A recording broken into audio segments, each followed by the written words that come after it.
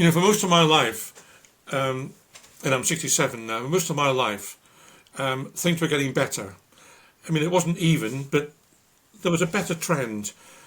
People were becoming more tolerant of people who were different colour or different sexuality. The role of women was being respected more.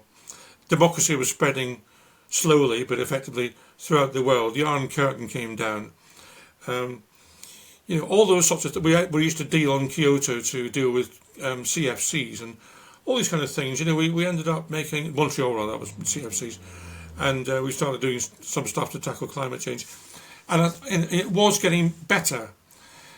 Gorbachev, for example, was a breath of fresh air, and how wonderful it was to see a Russian leader, or Soviet leader, the chances that he took.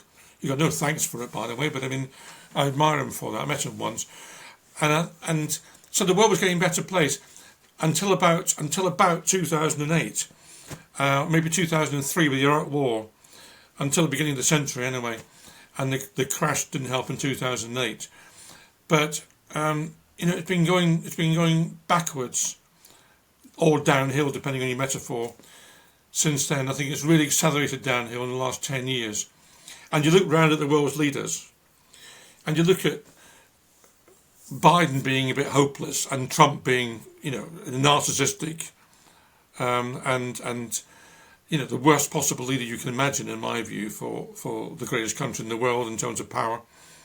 You look at Putin, ex-KGB, who had replaced Yeltsin and replaced Gorbachev. You look at Xi Jinping, who's unwound some of the steps that were taken by Deng Xiaoping to try and make things a bit better and more open in China. That's all gone backwards. You look at the German government falling to bits. And then you look at people who maybe mean well but aren't very effective. Keir Starmer, I'm not going against Keir Starmer, but if he'd been there 30 years ago, he'd be okay. But he's out of his depth in the world we're in today. You look at someone like Trudeau in Canada, or Macron. These people are okay, but they're not having any influence, and they don't stand out as leaders. Where's a generation of leaders you can look up to who can take us forward in this hugely difficult and negative world? I don't see them anywhere. I see either evil people, or I see people who are well-meaning but ineffective, and that's what we got in the world today.